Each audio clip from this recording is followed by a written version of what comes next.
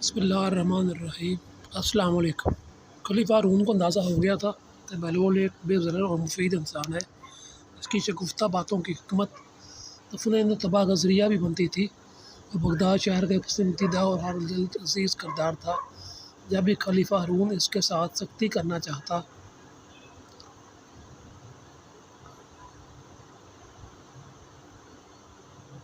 اس کی شوخی میں چھپی دانش مندی اسے صاف بچا لے جاتی۔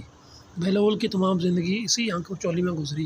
ہارون کوشش کرتا کہ اسے کسی طرح پھانس لے یا اس کا قصہ اتمام کر دے، مگر جسے اللہ رکھے اسے کون چکھے۔ بہلول اپنی دیوانگی کا البادہ اوڑھے اس کے اور اس کے وزیروں کے سامنے کھڑا انہیں آئینہ دکھاتا رہا۔ وہ اپنے پاگل پن کی دوڑ میں نہ صرف اپنی جان بچاتا رہا بلکہ انہیں علم اور حکمت کی تعلیم بھی دیتا رہا، اور اپنے جنون کا سہارا لے کر عوام کی خدمت مشکلیں حل کرتا رہا۔ ایک مرتبہ خراسان کا ایک مشہور فقیہ بغداد آیا اور ان کو بھی اس سے ملاقات کا اشتیاق ہوا۔ اس نے اسے دربار میں بلایا، کرمجوشی سے اس کا خیر مقدم کیا اور بڑی قدر و منزلت کے ساتھ اپنے ساتھ بٹھایا۔ فقیہ اس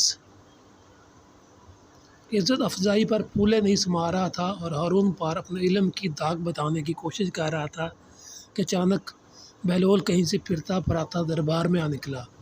اس نے سلام کیا۔ ہارون نے اسے بیٹھنے کے لیے کہا۔ فقیہ نے اس کا معمولی لباس، بوسیدہ گڈری اور دھول میں اٹی ہوئی جوتیاں دیکھیں اور قدرے حیرت سے بولا، آپ بہت مہربان اور فراخ دل ہیں کہ معمولی لوگوں کو بھی اپنے دربار میں جگہ دیتے ہیں۔ بہلول اپنی جگہ سے اٹھا اور اپنا سر کٹکھٹاتا اس کے قریب پہنچا اور بولا، قبلہ گستاخی معاف، آپ اپنے ناقص علم پر کیوں اس قدر مغرور ہیں؟ آپ میری ظاہری حالت کا خیال نہ کیجیے اور میرے ساتھ علمی مباحثہ کرنے کے لیے تیار ہو جائیں تاکہ آپ کو پتہ چل جائے کہ آپ تو کچھ بھی نہیں جانتے۔ فقیہ نے ایک غلط انداز اس پر ڈالی، میں نے سنا کہ تو پاگل ہے اور میں پاگلوں سے مباحث نہیں کیا کرتا۔ میں نے کب کہا کہ میں پاگل نہیں ہوں؟ میں تو اپنے پاگل پن کا خود اقرار کرتا ہوں، مگر آپ ہیں کہ آپ کو اپنی کم علمی کا کچھ پتہ ہی نہیں، بہلول نے مزے سے کہا۔ ہارون نے قہر آلود نگاہوں سے بہلول کی طرف دیکھا۔ بہلول، خاموش رہو، تمہیں معلوم نہیں کہ یہ خراسان کے نامور فقیہ ہیں، اسی لیے تو میں چاہتا ہوں کہ یہ مجھ سے علمی مباحثہ کریں، بہلول نے اطمینان سے کہا۔ ہارون بھی علمی مباحثوں اور مناظروں کا شائق تھا۔ وہ اس فقیہ سے بولا، کیا مذائقہ ہے، تمہیں بہلول کی دعوت قبول کر لینی چاہیے۔ تو پھر میری ایک شرط ہوگی، فقیہ بولا۔ اجازت ہے، تم جیسی چاہو شرائط طے کر لو۔ ہارون نے اجازت دی۔ فقیہ بولا، میری شرط یہ ہے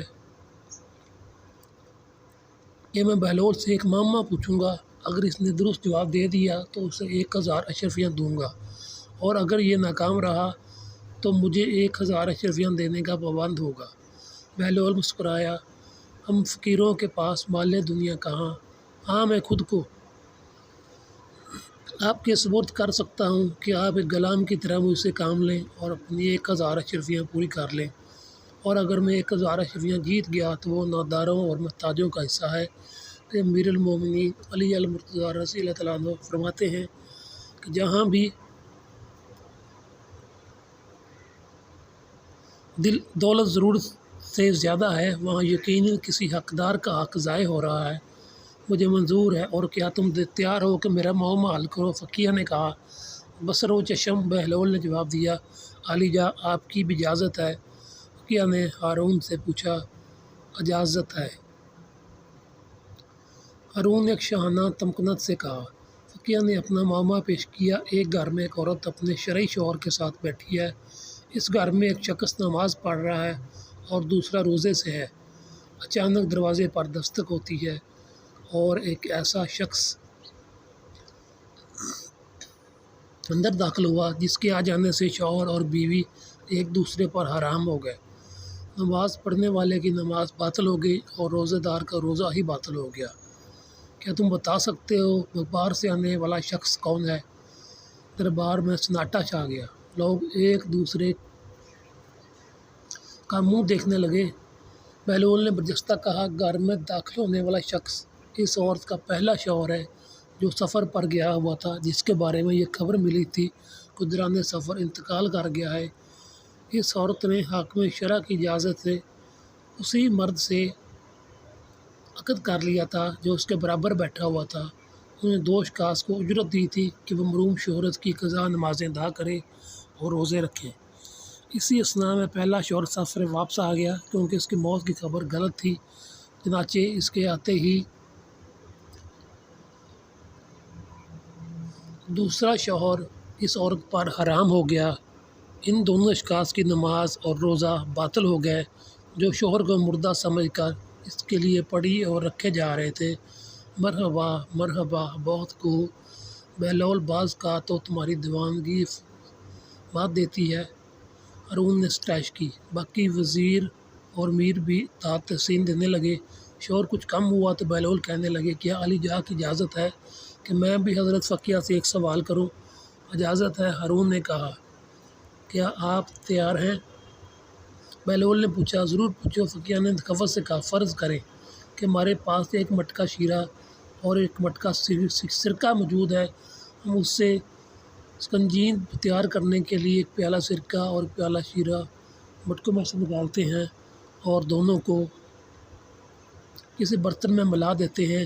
اس وقت پتہ چلتا ہے کہ اس میں تو ایک چوہا مرا پڑا ہے۔ کیا آپ بتا سکتے ہیں کہ وہ مرا ہوا چوہا سرکے کے مٹکے میں تھا یا شیرے کے مٹکے میں؟ ہارون محظوظ ہوا۔ اہل دربار بھی مسکرائے۔ سب کی نگاہیں فقیہ پر تھیں کہ وہ اس معاملے کو کس طرح حل کرتا ہے۔ وہ گہری سوچ میں مستغرق ہو گیا اور بہت دیر تک ایک لفظ بھی نہ بول سکا۔ ہارون اتنا انتظار نہ کر سکا اور بولا، بہلول نے تمہارا معاملہ حل کرنے میں ایک لمحہ بھی نہیں لگایا۔ تمہیں بھی اس کے سوال کا جواب اسی طرح دینا چاہیے۔ فقیہ نادم سا ہو گیا، اس کی نگاہیں جھک گئی۔ اسے اپنی کم علمی کا اعتراف کرنا ہی پڑا۔ علی جا، میں یہ معاملہ حل نہیں کر سکتا۔ اس کی پیشانی ارکلو تھی۔ ہارون نے بہلول کی طرف دیکھا۔ بہلول، بہتر یہی ہے کہ تم خود اس معاملہ کو حل کر دو۔ بہلول مسکرایا، کیا حضرت فقیہ اب بھی اپنی ناسمجھی کے قائل ہوتے ہیں یا نہیں؟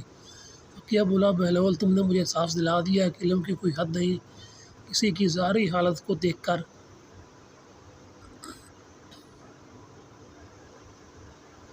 اسے کم تر خیال نہیں کرنا چاہیے۔ تو سنیے جناب، ہمیں چاہیے کہ اس چوہے کو شکنجین سے نکال کر اچھی طرح دھو لیں، پھر اس کا پیٹ چاک کریں۔ اگر اس کے پیٹ میں سرکہ ہوا تو سمجھے کہ وہ سرکے کے مٹکے میں تھا، اگر شیرہ ہوا تو پھر اس نے شیرے میں ڈبکی لگا کر جان دی ہے، لہٰذا جو کچھ بھی اس کے پیٹ میں ہوا اس شے کے مٹکے کو ضائع کر دینا چاہیے۔ اہل دربار اشش کر اٹھے۔ ہارون بہت محظوظ ہوا۔ اس نے بہلول کو آفرین کہی۔ فقیہ نے سر جھکایا اور 1000 اشرفیاں اس کے سامنے ڈھیر کر دیں۔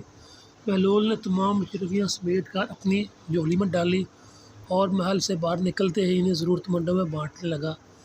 جب وہ اپنے بسیرے پر پہنچا تو اس کی جھولی خالی تھی۔ چند دن نہیں گزرے تھے کہ ہارون نے بہلول کا طلب کیا۔ وہ اس کے محل میں پہنچا تو دیکھا کہ وہ شراب کے نشے میں مخمور دجلہ کے کنارے اپنے شاندار محل کے جروکے میں بیٹھا شور مچاتی لہروں کا تماشا دیکھنے میں محو ہے۔ بہلول کو دیکھتے ہی وہ نشے کی ترنگ میں بولا، بہلول، اس روز تک تو نے اس بیچارے فقیہ کا ناطقہ بند کر دیا تھا، فاقن تیرا داؤ لگ گیا تھا اور وہ احمق بھی میرا گاؤدی نکلا، مگر آج میں تجھے عاجز کر کے ہی رہوں گا اور اس جروکے میں سے تجھے دجلہ میں پھکوا دوں گا اور تو اسی طرح دجلہ کی موجوں میں غوطے کھائے گا، جس طرح تیرے محمد میں چوہا شیرہ اور سرکے کے مٹکے میں ڈبکیاں لگاتا رہا تھا اور میں نے محمد بوجھ لیا۔ تو بہلول نے کہا، تو پھر 1000 اشرفیاں انا میں ملیں گی۔ اس نے بڑی شان سے کہا، جناب علی، مجھے اشرفیوں کی قطعاً کوئی ضرورت نہیں، ہاں میری ایک اور شرط ہے، اگر وہ منظور ہے تو کوئی بات بھی ہے۔ بہلول بولا، بیان کرو۔ ہارون نے کہا، اگر میں نے معمہ کا صحیح جواب دیا تو اس کے بدلے میں 100 قیدیوں کو رہا کرنا ہوگا، مگر وہ جن کے نام میں بتاؤں گا۔ بہلول نے اپنی شرط پیش کی۔ ہارون ہنسا، یہ بات تو بعد کی ہے، مگر مجھے منظور ہے۔ پہلے تم معامہ تو بوجھ لو۔ دیکھو تمہیں غوطے دلانے کے لیے تو یہ اللہ کی موجیں کتنی بے قرار ہیں۔ موجوں کی بے قراری کی زبان تو وہ سمجھ سکتے ہیں جو دریاؤں کا رخ موڑ دینے کی طاقت رکھتے ہیں۔ اب اپنا معامہ پوچھے، بہلول نے کڑے لہجے میں کہا۔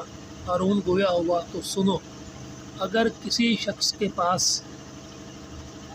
ایک بکری، ایک بھیڑ اور گھاس کا گٹھا ہے، وہ چاہتا ہے ایک دریا پار کرے، تو اسے کیا طریقہ اختیار کرنا چاہیے کہ نہ بکری گھاس کو کھائے اور نہ بھیڑیا بکری کو؟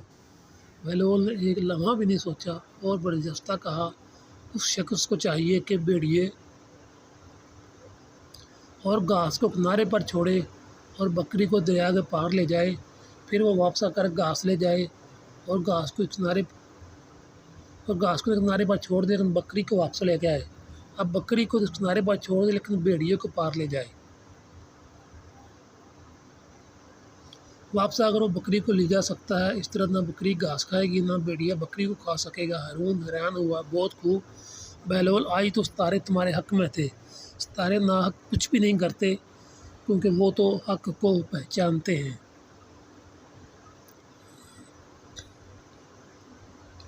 اب علی جا بھی میرے حق کو پہچانیں اور اپنا وعدہ پورا کریں۔ بہلول نے جرأت سے کہا، درست، مجھے اپنا وعدہ یاد ہے۔ تم منشی کو ان قیدیوں کے نام لکھوا دو، وہ داروغہ زندان کو دے دے گا تاکہ ان قیدیوں کو رہا کر دے۔ ہارون نے فراخ دلی سے کہا۔ بہلول نے اشخاص کے نام لکھوا دیے اور چلا آیا۔ ہارون کا نشہ اترا تو اس کے مقرب نے اسے وہ فہرست دکھائی جو بہلول نے لکھوائی تھی، اور بہلول بولا، حضور نے بہلول کے ساتھ کچھ زیادہ ہی فریاضی کا برتاؤ کیا ہے۔ اگر آپ اس فہرست کو ایک مرتبہ ملاحظہ فرما لیں تو بہت مناسب ہوگا۔ ہارون نے فرشتے کی تو ہوش میں آ گیا، اور بہلول تو کیسا غریب اور فسادی ہے۔ یہ سب تو ان لوگوں کے نام ہیں جنہیں بغاوت کے جرم میں قید کیا گیا ہے۔ یہ لوگ موسیٰ بن جعفر کے دوست دار ہیں اور خلافت ہاشمیوں کا حق سمجھتے ہیں۔ علی جا، میں بھی اس فہرست کو دیکھ کر کھٹک گیا تھا، اس لیے میں نے یہی مناسب سمجھا کہ حضور اس پر ایک نگاہ ڈالیں۔ یہ سب کے سب تو باغی ہیں۔ مقرب نے کہا، مگر ہم وعدہ کر چکے ہیں، ایسا نہ ہو کہ وہ دیوانہ ہمیں بدنام کرے۔ ہارون نے فکر مندی سے کہا، اس میں پریشان ہونے کی ضرورت نہیں۔ حضور 10 آدمیوں کی رہائی کا حکم صادر فرمائیں جن کا جرم ذرا کم ہو، صفر ہم صدق ساتھ بڑھائیں گے۔ مقرب نے ہوشیاری سے کہا۔ ہارون مسکرایا، اس دیوانے کے ساتھ یہی ہونا چاہیے۔ والا بلول دانا کے قصے۔